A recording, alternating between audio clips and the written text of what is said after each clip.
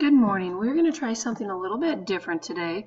We're going to look at lesson 7-1, which we've been working on for the past couple of days. We've been working on combining like terms. And one thing that I've noticed with combining like terms is that we are sometimes forgetting some of our multiplication rules. And so I just want to review some of those. The first one that I want to review is when I am multiplying, I have to think about if my number is positive or negative. So if I'm taking a negative and multiplying it by another negative, that's going to result in a positive answer. If I am multiplying a negative times a positive, that will result in a negative answer. And same as if I have a positive first and then a negative. Now, ever since we were little, we were multiplying a positive times a positive, and yes, that still results in a positive answer. The other one that I want to talk about is addition and subtraction. With addition and subtraction, I always think of it as addition. For example, if I have a positive and I'm adding with another positive, yes, my answer will be positive. But if I'm adding with a positive with a negative, there's not a rule that goes with it like there is for multiplication. And the reason for that is you have to think about how far that number is from 0. So if I have a positive 15 and then I have a negative 2, I have to think in terms of who has the advantage. All right? I have 15 pluses, I have 2 negatives. There's way more pluses than there are negatives. Therefore, the positives have the advantage, and my answer is going to be positive. Then I can just think of, well, how many more 15s, positives, are there than are negatives? So I can really think 15 minus 2, which is 13. So we've got our multiplication rules.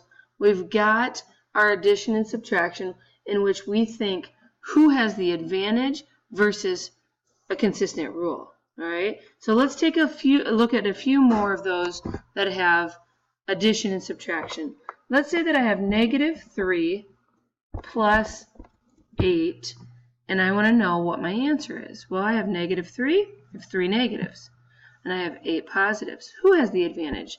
The positives have the advantage because there's more positives than there are negatives. Therefore, my answer is going to be positive.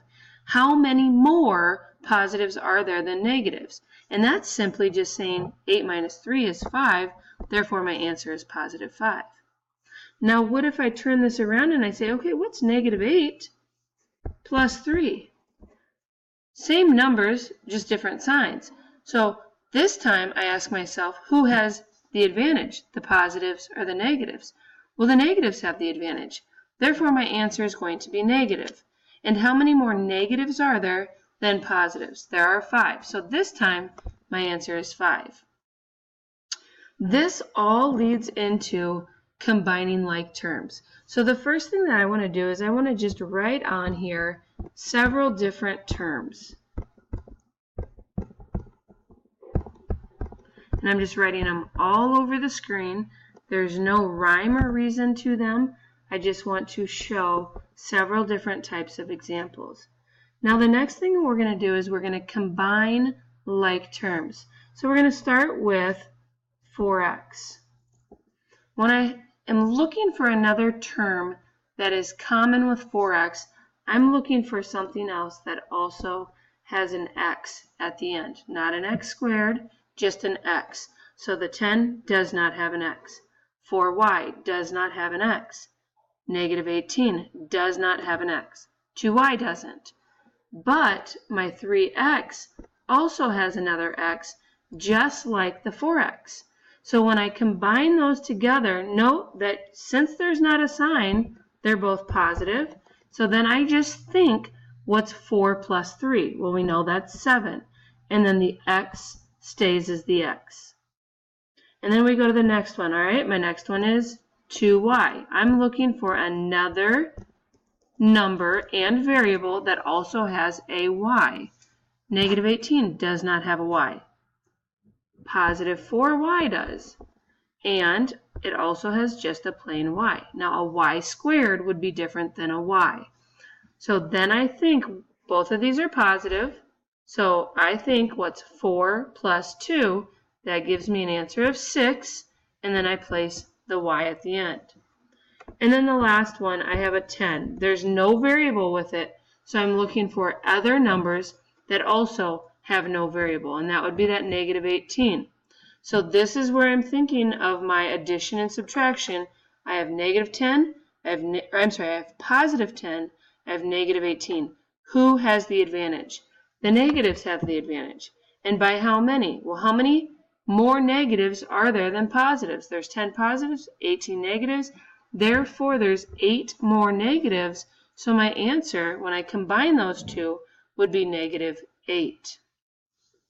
Now, let's take a look at a few of these when we put them together. So let's take the example 2x plus 8 minus 5x plus 4. So what I'm going to do to start with is I'm going to look at my first term, which is 2x. What else on here also has the variable x? The 5 does. And when I circle my 5, I'm not circling just the 5. I am circling the 5 with whatever sign is in front of it. This one happens to have the negative sign. So then I ask myself, I have 2x, positive 2x, this is positive, and I have negative 5x. Who has the advantage? The negatives do. So it's going to result in a negative. And how many more negatives are there than positives? There are 3 more negatives, so I have negative 3x. Then I look at the next one. I have positive 8. 8 is positive. What else has a number with no variables? Negative 4. So there's a positive 8 with a negative 4. Who has the advantage? The positives do. So then I know it's going to be plus. How many more positives are there than negatives? Well, there's 4 more positives than there are negatives. So then it's going to be plus 4. All right. I would like for you to write down these 2 problems and simplify them. Once you have seen this, I want you to pause it while you're working it out, and then after you've worked out your problem, hit play again, keep it going, and check to see if you are on the right track. So the first one is 3x minus 5 minus 8x plus 9. And then the second problem is 2y minus 4y plus 13 plus 8y. So go ahead and pause the screen right now, work both of these problems out on paper, and then hit play once you are finished.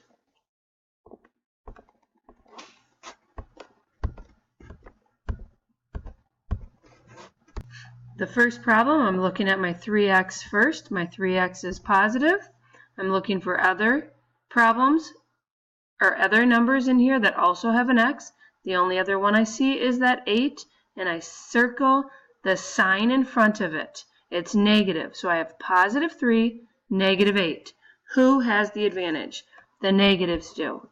By how many? By 5. So I have negative 5x. Then I look at the number negative 5. What else is just a number? The positive 9. So I have negative 5. I have positive 9. Who has the advantage? The positives have the advantage by 4, so it's going to be plus 4. So after simplifying, my solution is negative 5x plus 4.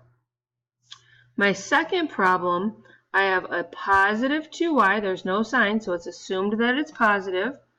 I have a negative 4y, and I also have a positive 8y. When you have more than 2 items to either add or subtract or put together, let's put together all of the positives first. So 2y and 8y gives me 10y. So now I'm done with that, done with that. I still have the minus 4y.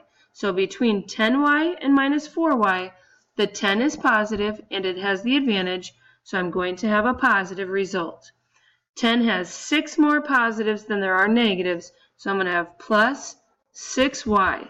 You'll note that in this problem there is nothing to combine with plus 13, so I'm just going to add 13 to the end.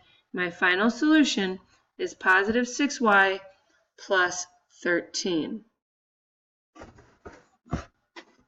If after watching this video you feel much more comfortable with combining like terms, I would like for you to solve these 3 problems. Once you solve these 3 problems, bring me your answer, and if you are correct, I will have you move on. If I need to work with you, I will work with you so that we can work together to understand this better. So first problem, 7x plus 3 plus 8x minus 5x. Second problem, 12 minus 4y minus 9y plus 2. Last problem is negative 8x minus 9 plus 3x. So solve all 3 of those problems. When you're finished, bring that to me, and then we will move on. Thank you.